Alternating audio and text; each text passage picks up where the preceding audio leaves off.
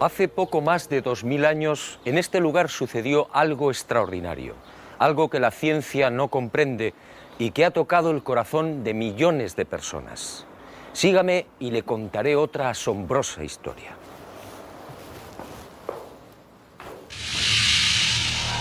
Todo empezó con el ajusticiamiento de un hombre. Fue brutalmente torturado. Fue azotado. Cargó un pesado madero hasta el lugar de ejecución. Fue clavado por las muñecas y pies y murió en la cruz. Y fue sepultado.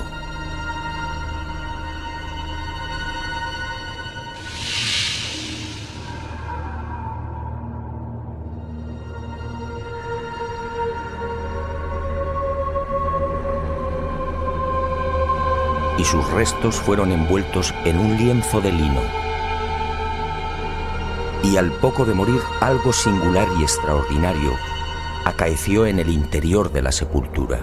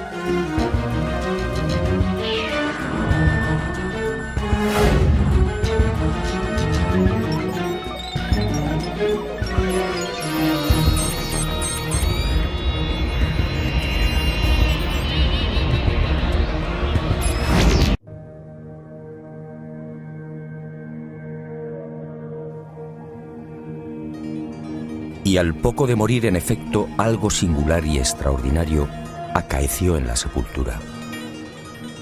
En aquel lienzo, nadie sabe cómo, quedó dibujada la imagen de un hombre muerto. Esa espectacular imagen recibe hoy el nombre de síndone o sábana santa. Sin duda, uno de los grandes misterios a los que se enfrenta la ciencia.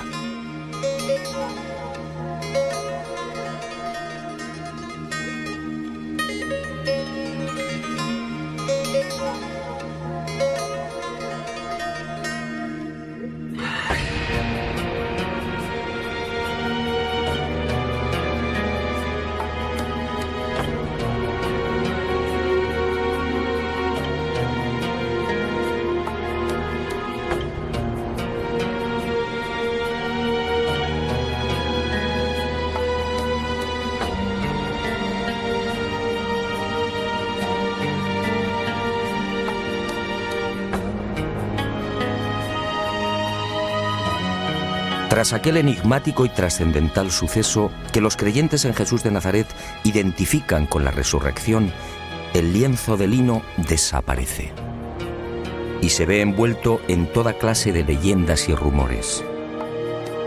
Eusebio de Cesarea, por ejemplo, insinúa que la sábana fue sacada de Jerusalén antes del asedio por las legiones romanas de Tito.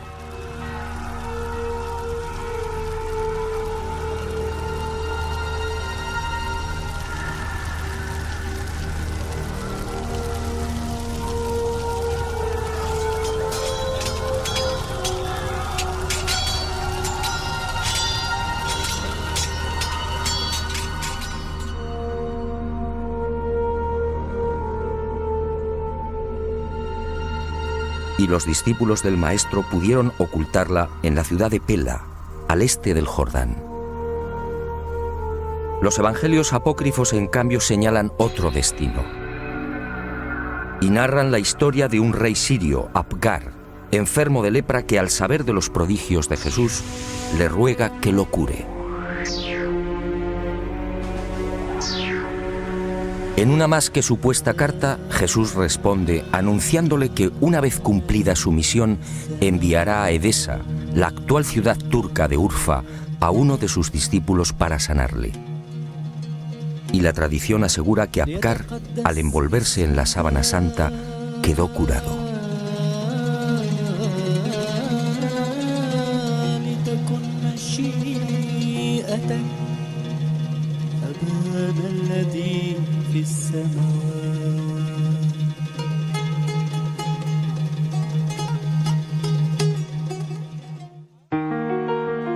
Al margen de estas leyendas, lo que parece más probable es que el lienzo terminara saliendo de Jerusalén por simples razones de seguridad.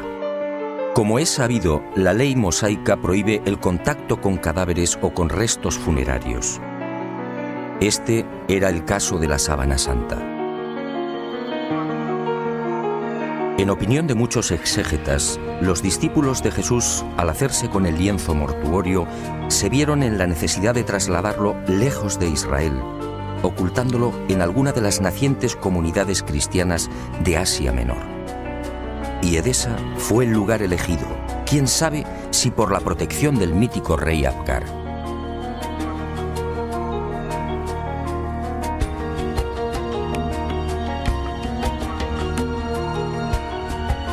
Esa misma leyenda asegura que uno de los hijos de Apgar V, al hacerse con el poder, retornó al paganismo, persiguiendo a los cristianos de Edesa.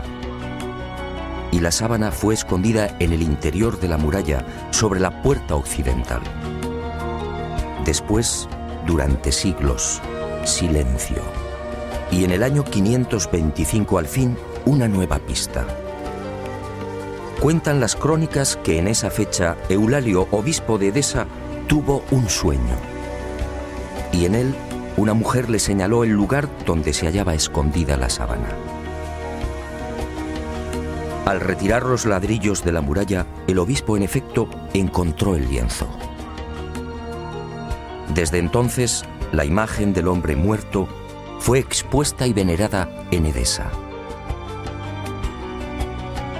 Y no se sabe exactamente por qué, pero solo fue mostrada la cabeza. Esta imagen recibiría el nombre de Mandilion, una imagen que inspiró sin duda a infinidad de artistas bizantinos y medievales.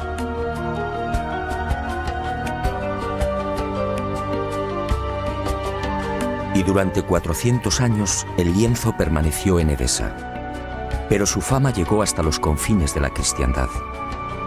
Y en el año 944 el supersticioso emperador de Bizancio, Romano Lecapeno, tomó la decisión de apoderarse del Mandilion.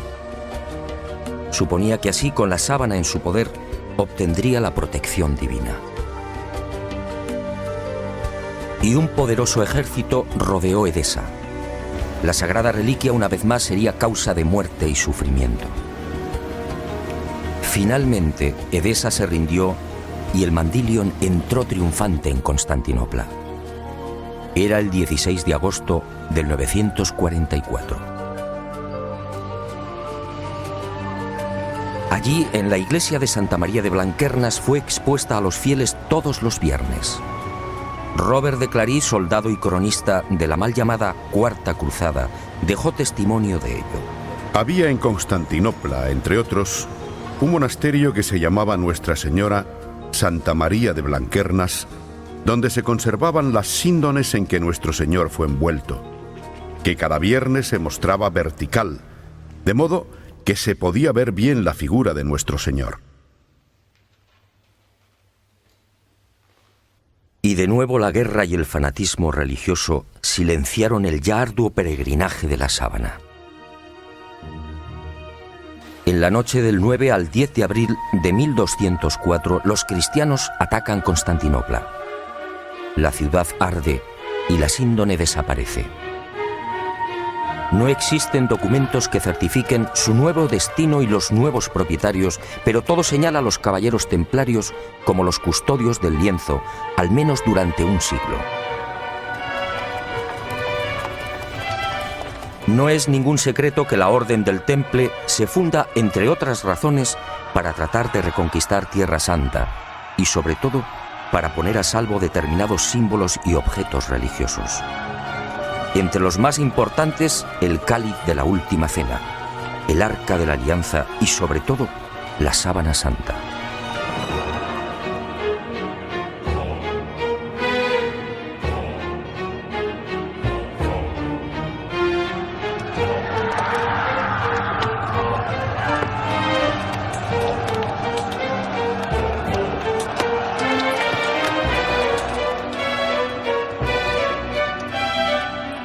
Los caballeros templarios disponían de una información privilegiada y a lo largo de la conquista de los santos lugares peinaron Jerusalén y los subterráneos de la Ciudad Santa. En especial, los túneles y cámaras secretos de lo que fue el primero y segundo templos de Salomón. ¿Encontraron lo que buscaban? En mi opinión, nunca hallaron el Santo Grial o el Arca, pero sí la Sábana Santa.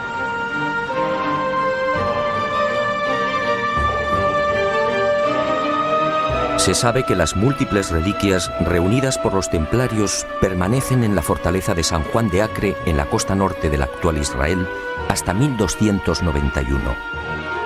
Desde allí viajan a Chipre, Marsella, Besançon y París. ¿Pudo la Sábana Santa seguir ese itinerario? Es muy probable. Uno de los indicios que apunta a los templarios como los secretos propietarios de la síndone durante 145 años es la acusación por parte de la Santa Sede de venerar a un extraño rostro al que llamaban Baphomet, un rostro sospechosamente parecido al de la Sábana Santa. Esta, entre otras, sería la causa de la persecución y encarcelamiento de la poderosa orden templaria.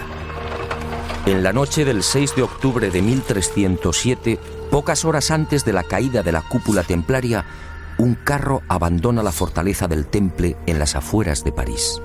El hombre que lo conduce se protege con una sábana. Los soldados de Felipe IV el Hermoso registran la carga de paja, pero no encuentran nada. Y la síndone que protege al conductor es puesta a buen recaudo. 7 años después, en 1314, Jacques de Molay, gran maestre de la orden templaria, y Godofredo de Charny, su lugarteniente y comendador de Normandía, son quemados vivos en una pequeña isla del Sena. La Sábana Santa sigue sin aparecer, pero sería por poco tiempo. En 1349, 42 años después de la caída del Temple, por orden del Papa Clemente V y del suceso del carro, otro Godofredo de Charny, señor de Lirey, saca a la luz el lienzo con la imagen del hombre muerto. Parece claro que ambos Godofredos de Charny eran parientes. ¿Pudo quedar la sábana en poder del segundo señor de Lirey? Es lógico, ya que la síndone se encuentra bajo su protección.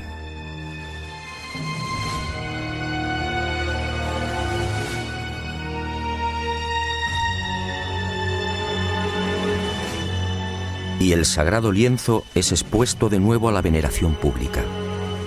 Pero el azaroso peregrinaje de la síndone no ha terminado.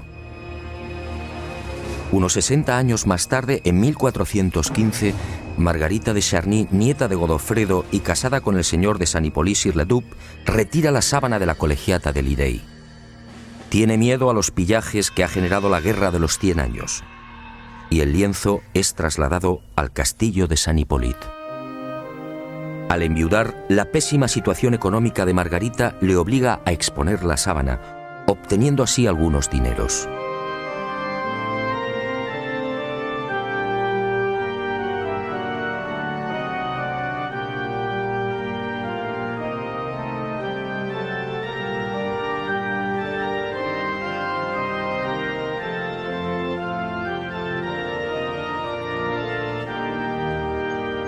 Las penurias económicas de Margarita de Charny se agudizan y finalmente se ve obligada a ceder el lienzo a la Casa de Saboya.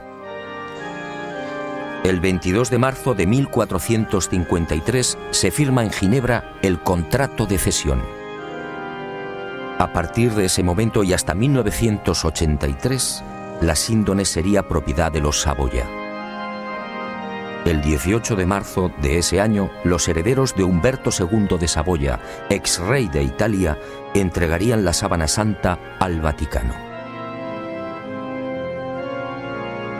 Y el lienzo, como si de una maldición se tratase, continuó peregrinando de castillo en castillo.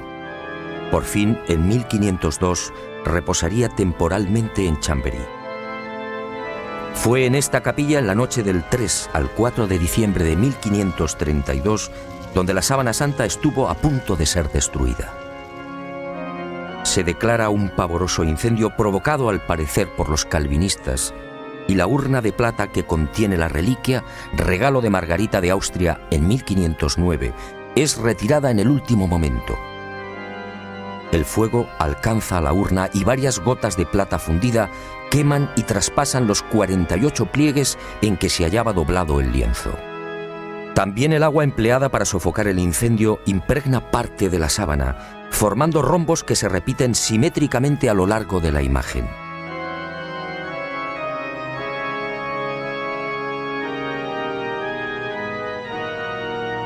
Y las monjas clarisas de Chambéry remiendan los desperfectos y cosen un forro en la parte posterior del lienzo.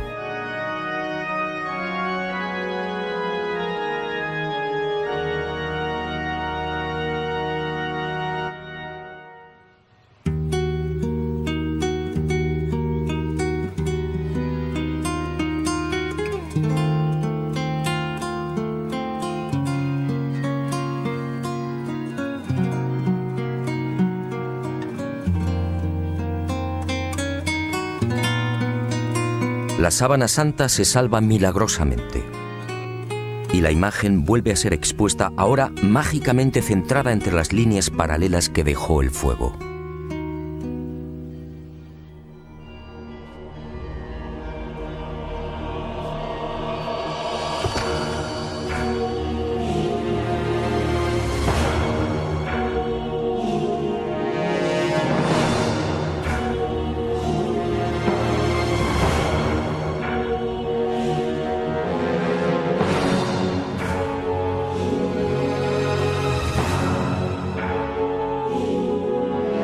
Y el peregrinaje de la síndone toca a su fin. En 1578 se declara una epidemia de peste en Milán. San Carlos Borromeo, entonces cardenal de la ciudad italiana, hace una solemne promesa. Si desaparece la peste, caminará hasta Chambéry arrodillándose ante la síndone. La epidemia remite y el cardenal se dirige a Francia. Pero la Casa de Saboya, propietaria de la reliquia, se apiada de Carlos Borromeo y para evitar que cruce los Alpes traslada la sábana santa a mitad de camino entre Milán y Chambéry. Y el 8 de octubre de ese histórico 1578, el lienzo ingresa en la Catedral de Turín. Un siglo después, en 1694, pasaría a la capilla diseñada por Guarini y allí ha permanecido hasta nuestros días.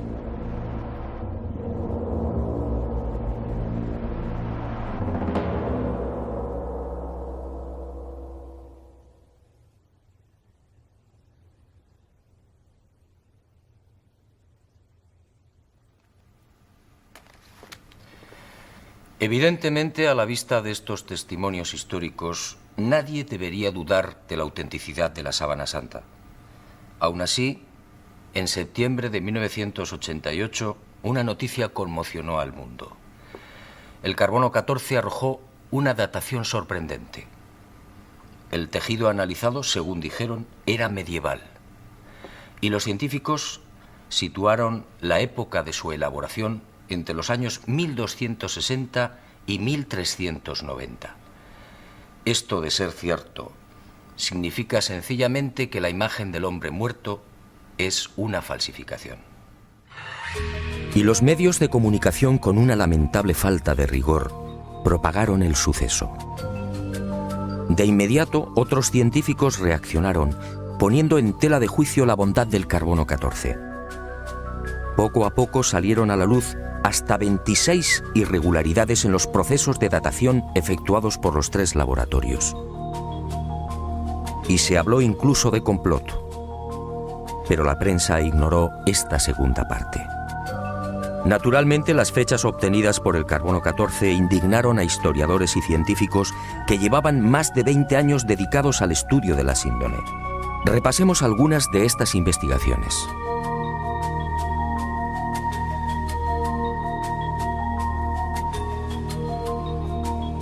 El fotógrafo turinés Secondo Pia recibe el encargo de la Casa de Saboya de tomar varias imágenes de la Sábana Santa.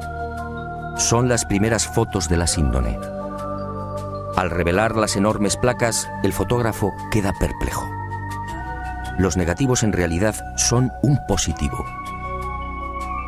Y el mundo contempla por primera vez el auténtico rostro y la imagen real del hombre muerto.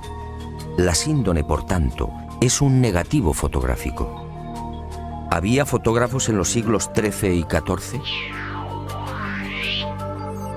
Un primer grupo de expertos examina la síndone y toma muestras de los hilos de lino. Nuevas sorpresas. No hay pintura, tintes ni pigmentos. Nadie se explica la formación de la imagen. El profesor Raes del Instituto de Tecnología Textil de Gante analiza estos hilillos y descubre con el microscopio la presencia de fibras de algodón. En Europa no se tejió el algodón hasta finales del siglo XV. La síndone, además, fue tejida a mano y con una textura denominada espina de pescado, una modalidad que llegaría al viejo continente en ese mismo siglo XV. El lienzo, en definitiva, según Gilbert Raes, es idéntico a los confeccionados en el Medio Oriente en el siglo I. Y surge otra inevitable pregunta.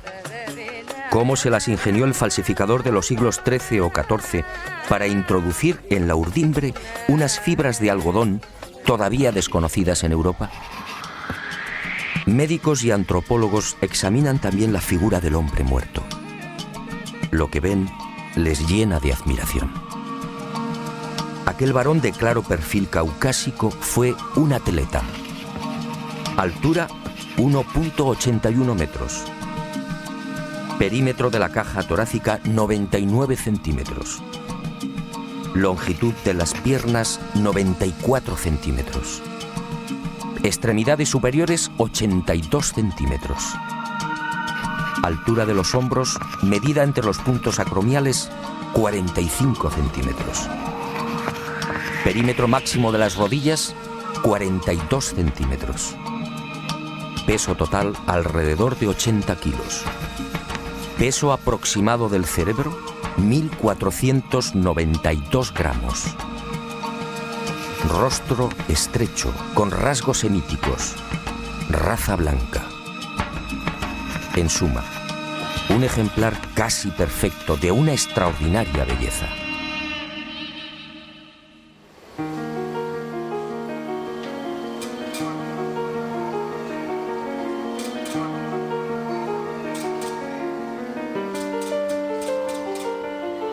Los científicos tratan de imitar la imagen de la Sábana Santa y utilizan toda clase de procedimientos. Pinturas, soluciones acuosas, calcos sobre cadáveres e impresión al fuego. Los resultados, como es fácil apreciar en estas copias, son decepcionantes.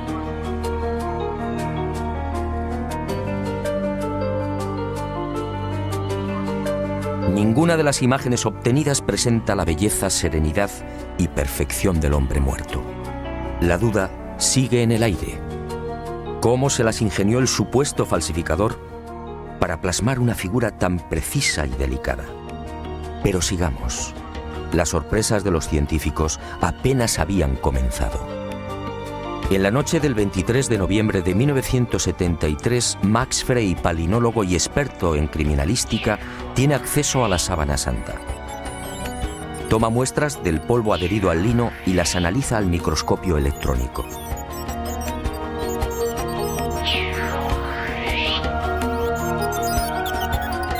Entre los hilos del tejido fueron apareciendo ejemplares de polen de plantas típicamente palestinas. La asueda fue una de las primeras. Después llegaron otros pólenes de la flora halofita que creció en el Negev y en los estratos sedimentarios del lago de Genezaret hace 2000 años. Plantas hoy extinguidas cuyos pólenes fueron arrastrados por los vientos hasta la ciudad de Jerusalén. Y allí quedaron prisioneros entre los hilos de la síndone.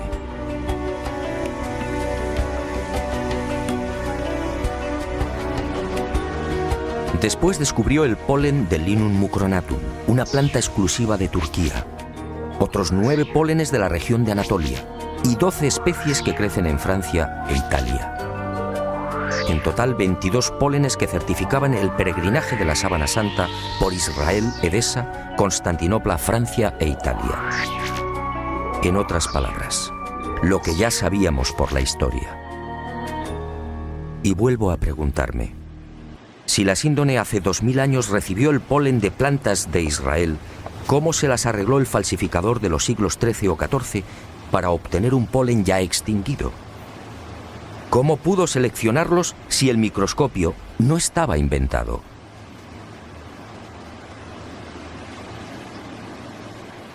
Los descubrimientos de Max Frey, en efecto, hablan por sí mismos. La presencia del polen debería de haber sido más que suficiente para silenciar a cuantos negaban la autenticidad de la síndone. Pero el carbono 14 siguió eclipsando estos aplastantes hallazgos científicos. Tampoco era de extrañar al tratarse de la supuesta imagen de un dios. Si la síndone hubiera contenido la figura de Napoleón o de Ramsés II, el enigma se habría zanjado rápidamente. También en 1973 se llegaron a otras no menos interesantes conclusiones. En la Sábana Santa no hay un solo indicio de putrefacción. ¿Cómo era posible? Si la imagen era el resultado de la aplicación a la tela de moléculas orgánicas, bien de origen natural o artificial, ¿cómo explicar que el intenso calor generado por el incendio de Chambéry no hubiera modificado su color? Incluso las zonas que estuvieron en contacto con las gotas de plata fundida conservan la misma tonalidad y densidad que el resto. De haber sido una falsificación, esas regiones aparecerían claramente alteradas y descoloridas. Y la ciencia prosiguió su espectacular avance. En octubre de 1978, un nutrido grupo de científicos tuvo acceso a la síndone. Era el proyecto STURP, la mayor parte perteneciente a la NASA. Y la Sábana Santa fue sometida a una minuciosa y amplísima batería de experimentos científicos. Los resultados, una vez más, impresionaron a los especialistas. Veamos algunos de ellos. En la imagen del hombre muerto se observan numerosos coágulos, manchas y reguerillos de sangre. Pues bien, nadie logró explicar por qué esos coágulos aparecen intactos y con los bordes perfectamente definidos. Si aceptaban la hipótesis del robo del cadáver, dichas manchas tendrían que haber sufrido las lógicas roturas y desflecados. Al introducir un escáner entre el lienzo y el forro cosido por las monjas clarisas de Chambéry, se observó que la sangre había penetrado también en el reverso del lienzo. Aquella sangre era del grupo AB, muy común entre los judíos. Las diferentes analíticas y pruebas hematoscópicas demostraron la presencia en la imagen de sangre venosa y arterial, así como de la albúmina del suero sanguíneo. Y el veredicto del carbono 14 quedó nuevamente en ridículo. ¿Qué falsificador de los siglos XIII o XIV tenía la capacidad para aislar y distinguir el grupo AB o la sangre venosa del arterial? Como es sabido, mucho después, en el siglo XVI, el español Miguel Servet fue condenado a la hoguera por asegurar, entre otras cosas, que la sangre circulaba. Y los científicos volvieron a comprobar lo que ya se sabía: ni rastro de pintura ni de pigmentación alguna. Aquel supuesto falsificador efectivamente tuvo que ser un genio.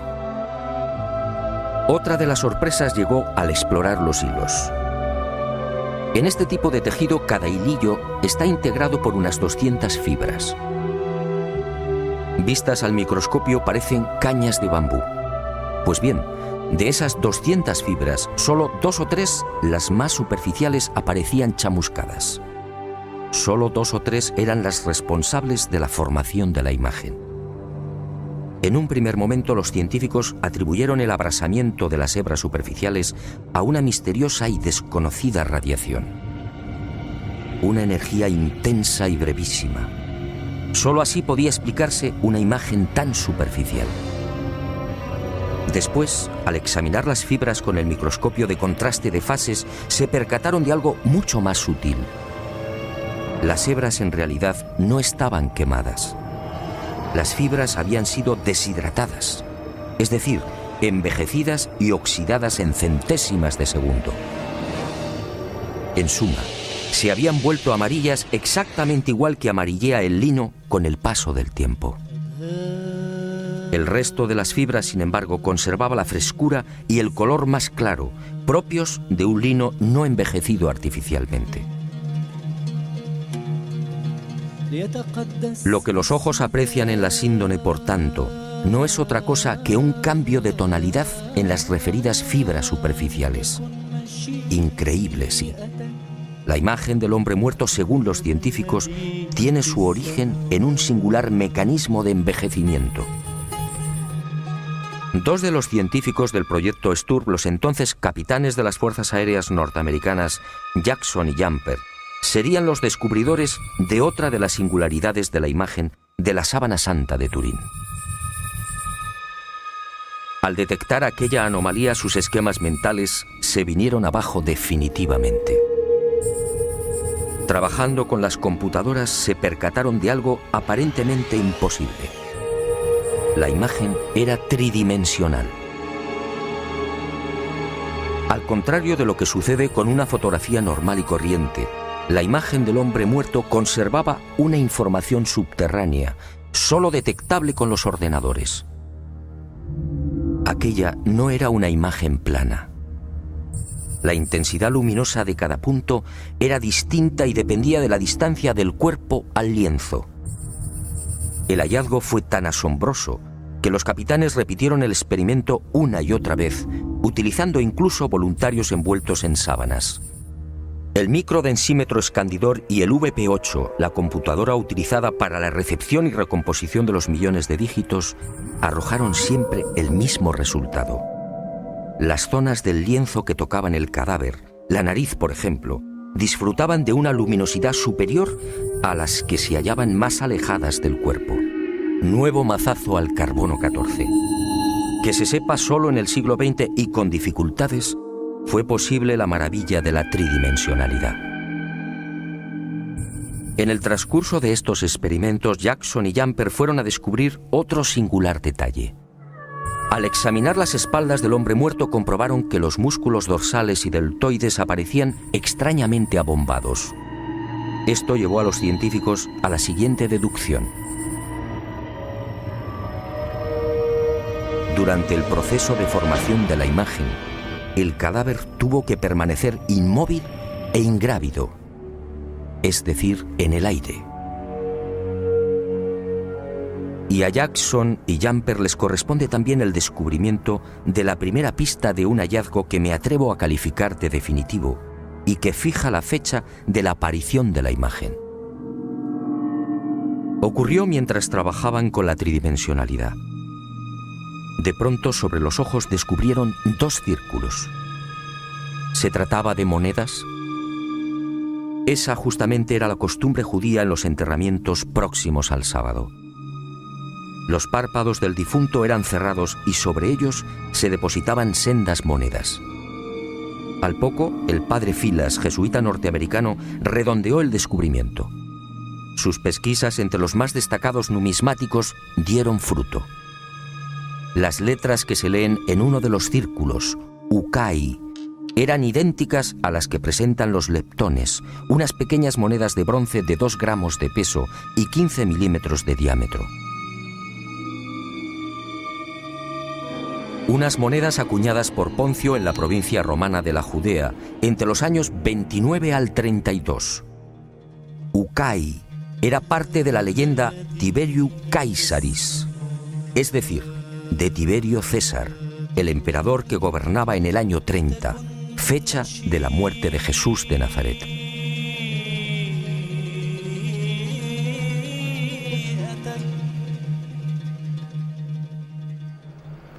Como hemos visto, hay argumentos y pruebas científicas que demuestran sobradamente la autenticidad de la sábana santa. Alguien hace 2000 años, en aquel sepulcro, manipuló el tiempo e hizo desaparecer el cadáver. Una medida tan respetuosa como inteligente. ¿Imagina usted lo que habría sucedido si la humanidad hubiera conservado los huesos de Jesús de Nazaret?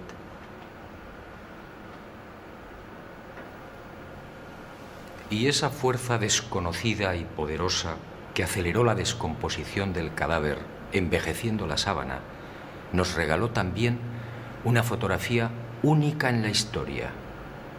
Una imagen que recuerda el horror padecido por aquel hombre. Sígame y se lo mostraré. Ah, y una advertencia.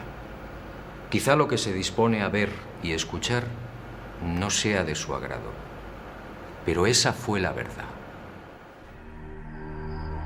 También la medicina investigó la imagen del hombre muerto, y lo que halló causó pavor entre traumatólogos, internistas, forenses y anatomistas. Examinemos paso a paso aquella pasión y muerte.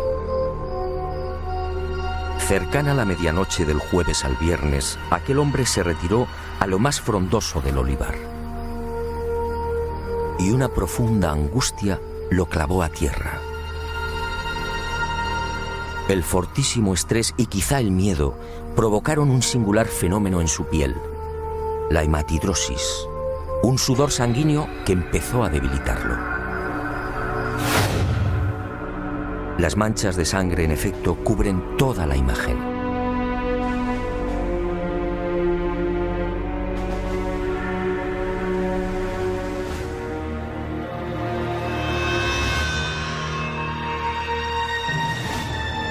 Y al estudiar el rostro, los médicos descubrieron otro detalle aterrador. Durante el interrogatorio en la casa de Anás, Jesús no recibió una bofetada como reza la tradición, sino un violento bastonazo propinado por uno de los esbirros del ex sumo sacerdote.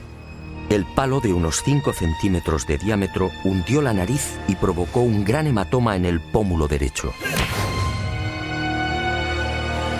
Así quedó reflejado en la síndone.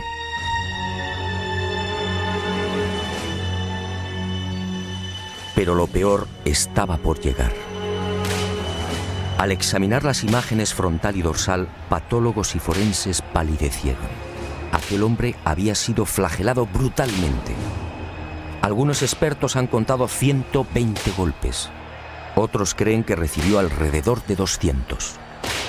Golpes secos, potentísimos, que afectaron incluso a los testículos y al coxis.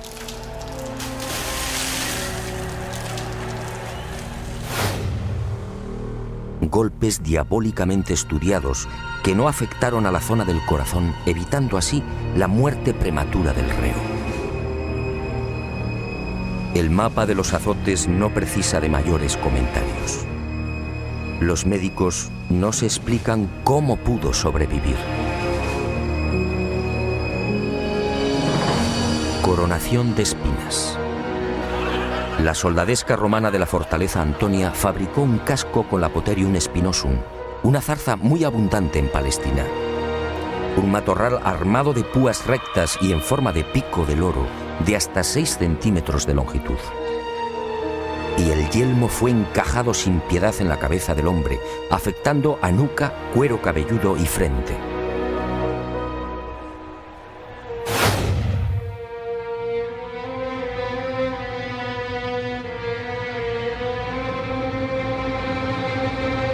La hemorragia y el dolor fueron igualmente intensísimos.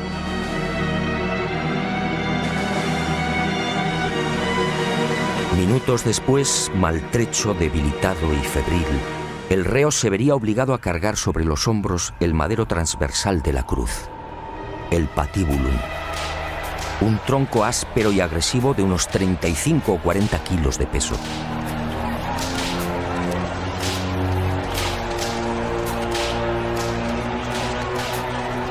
Fue amarrado con una cuerda que a su vez, tras rodear el tobillo, lo vinculó a los 2 terroristas que lo acompañaban hasta el lugar de ejecución.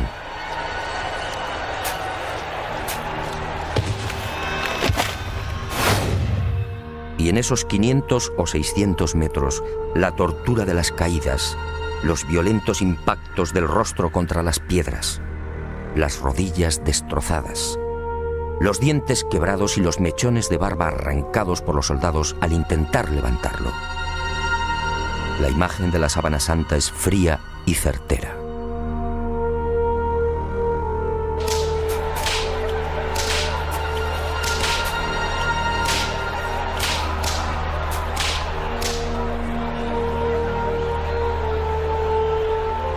Sí, algo falló. Según los médicos, el largo clavo de hierro de unos 20 o 25 centímetros utilizado para clavar una de las muñecas debió tropezar con un nudo y fue retirado y martilleado de nuevo.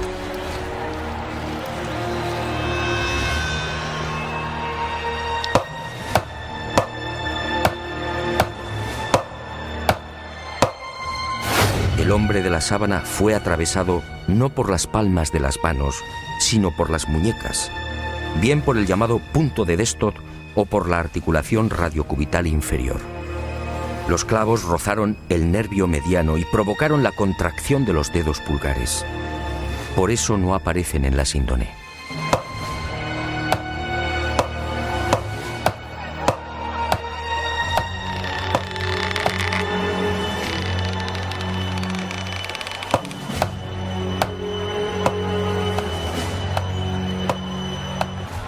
Con el tercer clavo, según los médicos, no hubo problemas.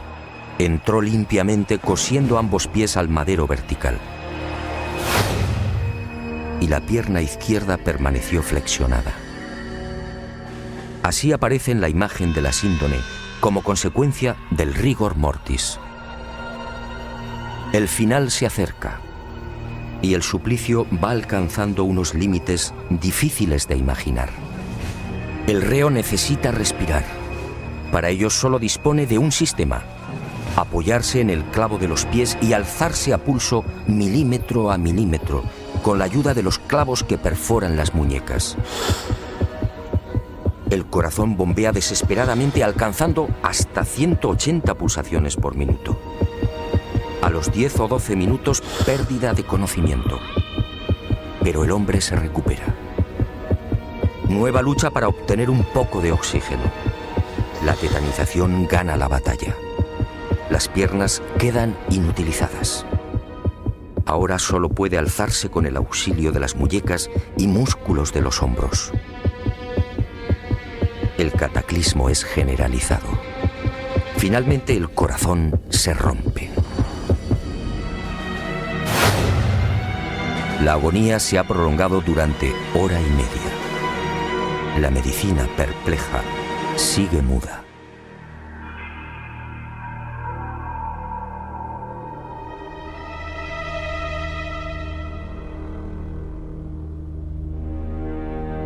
Pero el espanto y la humillación no han concluido. Uno de los soldados alancea el costado derecho del crucificado. Los médicos exploran la síndone y se muestran de acuerdo. Al recibir la lanzada, el hombre ya estaba muerto.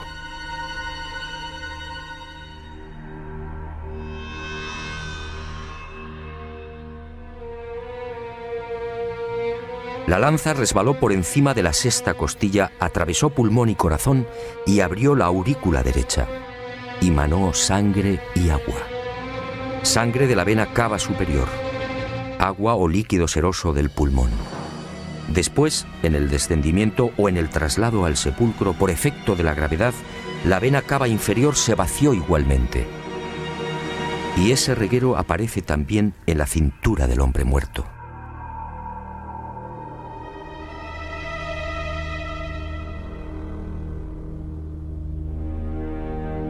Y llegamos a una de las preguntas clave. ¿Quién era este hombre? ¿Se trataba de Jesús de Nazaret? Los especialistas en cálculo de probabilidad matemática han sido rotundos. Según Paul de Gail, ingeniero y jesuita francés, la posibilidad de que no fuera Jesús es de 1 contra 225.000 millones. En palabras del médico italiano Tino Zeuli, esta probabilidad es la misma que tiene una piedra de convertirse en pájaro y salir volando.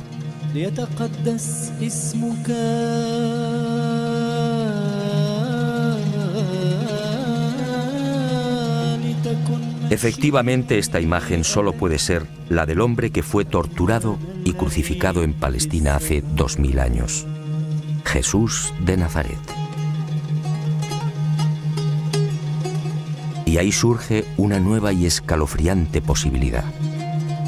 Algún día, a no tardar, la ciencia estará en condiciones de extraer de la sangre de la Sábana Santa una muestra de ADN. Entonces el mundo podría asistir a la clonación de aquel hombre muerto, la clonación de Jesús de Nazaret. Decenas o cientos de cuerpos físicamente idénticos al del Maestro.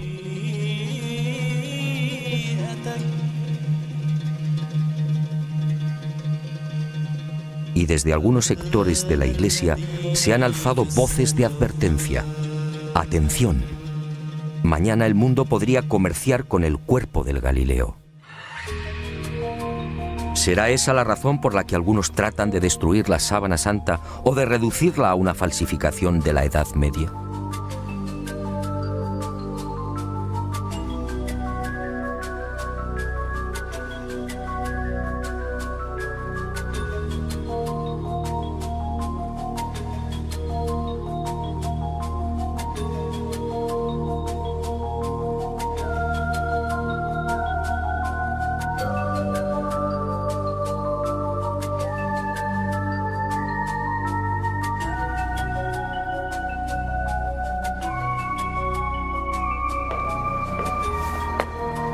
Ahora lo sé. Jesús de Nazaret, mi Dios y Creador, se guardó un as en la manga. Un as para los escépticos, el as de la resurrección. Algo que felizmente también le pasará a usted.